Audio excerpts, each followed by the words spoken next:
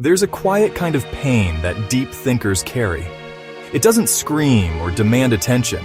It simply lingers like an invisible weight pressing on the soul. It's the pain of noticing too much, of hearing what wasn't said, of feeling what others refuse to feel.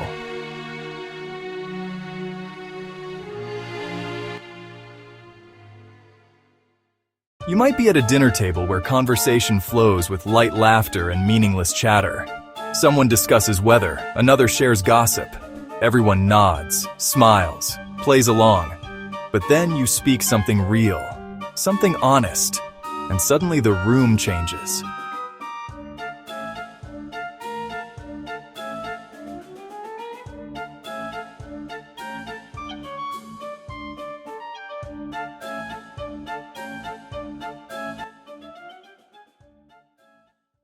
Carl Jung understood this perfectly. The more intelligent and self-aware a person is, the more they suffer from the general unconsciousness of society. That's not a compliment, it's a warning. In a society that doesn't value depth, being self-aware isn't a superpower, it's a curse. This curse starts early. From childhood, deep thinkers are misunderstood. They ask questions other kids don't. Why grown-ups lie? Why rules seem arbitrary? Why love feels conditional? Instead of answers, they're told, don't ask too much, just do as you're told. Why can't you be like the other kids?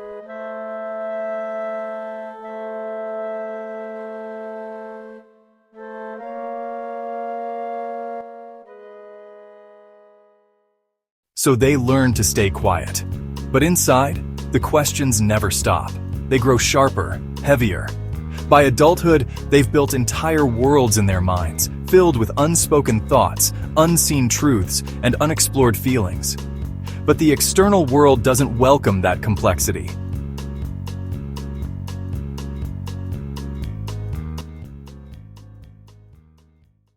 Jung believed society fears what it doesn't understand. When you express complex ideas, people think you're showing off. When you sit in silence, they think you're judging. When you discuss trauma, they call you dramatic. But you're not overthinking, you're seeing clearly. You speak truths others spend lifetimes avoiding. You bring light to shadows they've kept buried. You remind them that something is missing, and that reminder is painful. That's why deep thinkers face resistance, not because they're wrong, but because they're right. They become mirrors to all that's been suppressed. Jung called this the encounter with the shadow. Most people don't want to meet their shadow, so they reject the person who reflects it. The more you awaken, the more isolated you become. Not because you're broken, but because everyone else is asleep.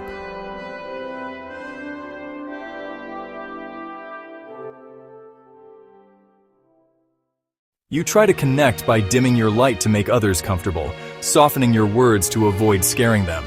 But it never works. Truth has a frequency, and once you vibrate at that level, you can't pretend anymore.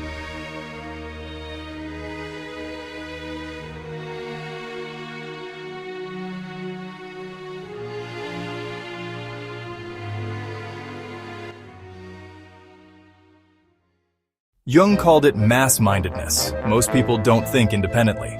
They absorb what culture gives them without questioning. From birth, you're handed scripts about success, failure, behavior. Follow the script and the world applauds. Question it, and suddenly you're the problem.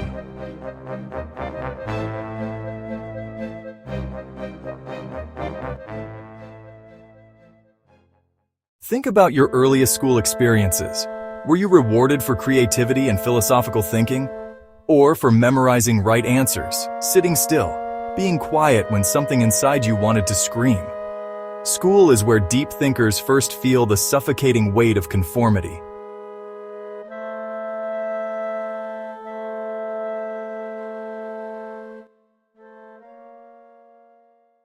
Jung saw clearly, a system that discourages inner exploration is built on fear. Fear of the unknown, of truth, of the human soul. This fear becomes culture, rewarding surface-level attraction over emotional resonance, status over meaning, rushing over reflection.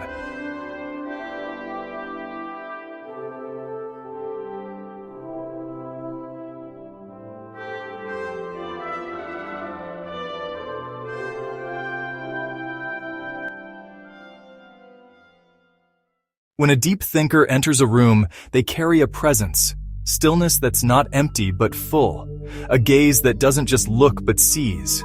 People feel seen, and for those who've spent lives hiding from themselves, being seen is terrifying.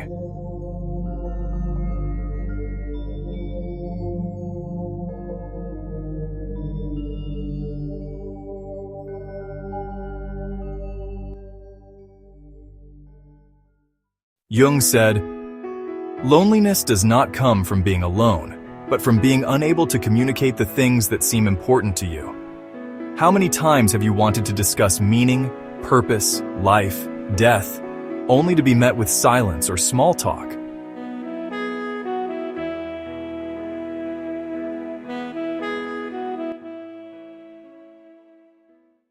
This isolation comes at a cost. You begin doubting yourself. Maybe I am the problem. Maybe I should just stop thinking so much. But Jung would never want that. He believed the world's greatest hope lies in individuals brave enough to remain conscious in an unconscious society.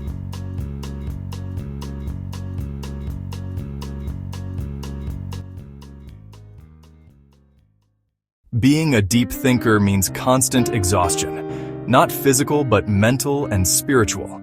You sense tension before anyone speaks, hear pain behind words, feel what others don't say. By conversation's end, they feel better while you feel drained.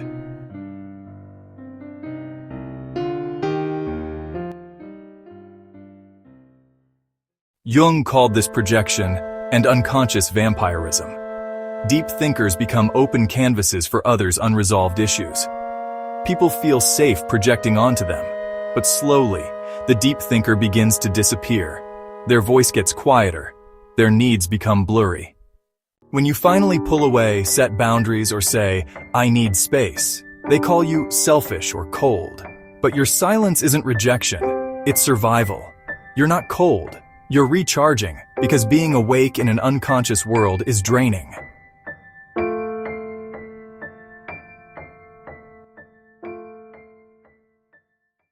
Deep thinkers don't just consume information, they process it. Every ad telling you you're not enough, every manipulative headline, every curated lie, it all triggers analysis. Even scrolling social media isn't passive. Every post activates questions about authenticity and meaning.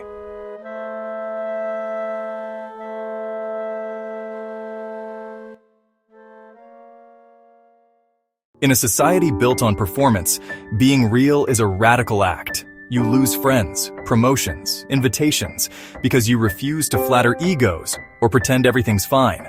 That refusal is powerful, but it's also lonely.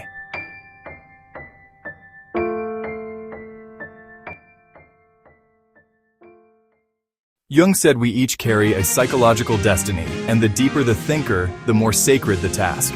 Not everyone is meant to go inward, confront the shadow, walk into the fire of self, and emerge changed. But you are.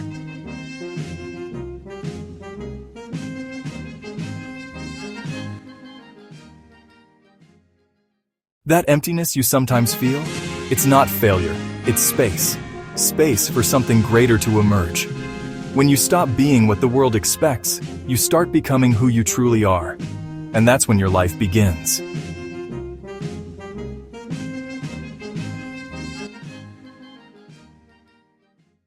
Deep thinkers aren't here to be understood by many. They're here to awaken the few. You're not meant to be liked by everyone. You're meant to be a mirror, showing people what they've forgotten, speaking what others fear to say. Jung believed only when individuals transform themselves can society evolve. You don't need to become a guru or fix the world. Just stay awake, honor your depth, stop apologizing for who you are. That itself is revolutionary.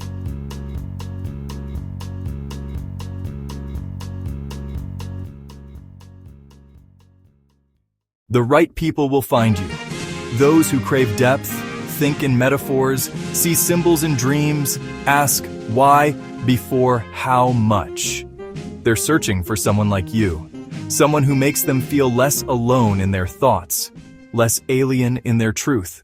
So let the world misunderstand you. Let them call you too serious, too emotional, too intense. Smile gently and go even deeper. This world needs your rawness, your questions, your courage. Not the filtered version, but the real you.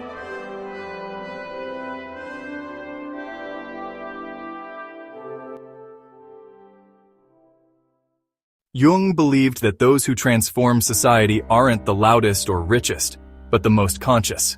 The ones who dare to go within and come back with light. The world may not understand deep thinkers now, but eventually, they'll realize we were the ones trying to save it. Silently, lovingly, relentlessly, even when no one noticed.